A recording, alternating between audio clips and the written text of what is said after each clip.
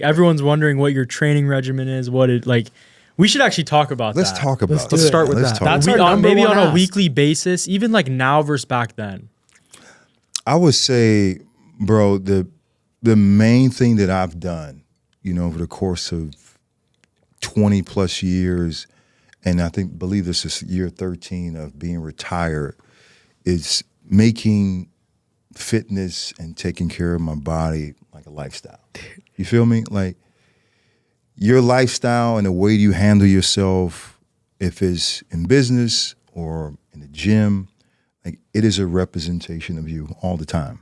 And so I just didn't want to be, bro, to be honest, like one of the retired guys that are out of shape and then you go to them and then you don't even really know who they are. I don't even want to mention some of the guys' names because, I respect every single player that's played in the game, because Charles it's Barkley. hard. No, I'm not. Charles is losing weight, man. Him and Shaq and them guys, but it's a couple other dudes, bro. You wouldn't even believe it, right? Yeah. So I'll say an example. I was at a game last year. I'm not going to tell you where, but I go to the game and I'm like, hey, man, there goes so-and-so. Do you see him? And I'm looking like, who are they talking about, man? He said, there he is right there. I'm like, and I look and I'm like, wow, this is a dude that I grew up watching and didn't even know who he was because he was like, 390, Holy. And so He's walking? Yeah, he's walking. But the fact Can we get a position? It's power forward. It's power forward. Emphasis on power.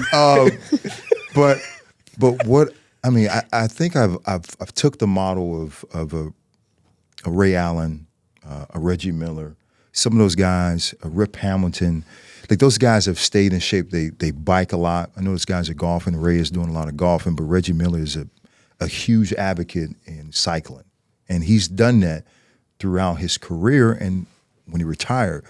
And so when you see Reggie Miller, it looks like the Reggie Miller that you saw playing in Indiana with the Indiana Pacers.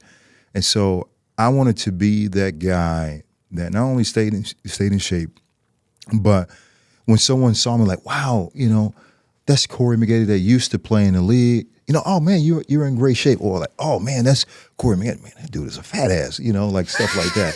And so it's to the fact of I just really wanted to represent myself the right way.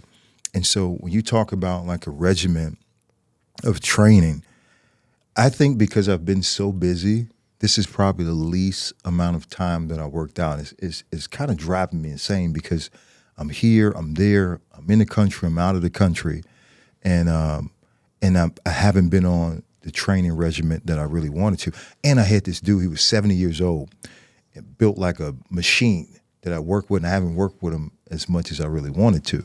So, but I try to stay doing things that keeps me moving.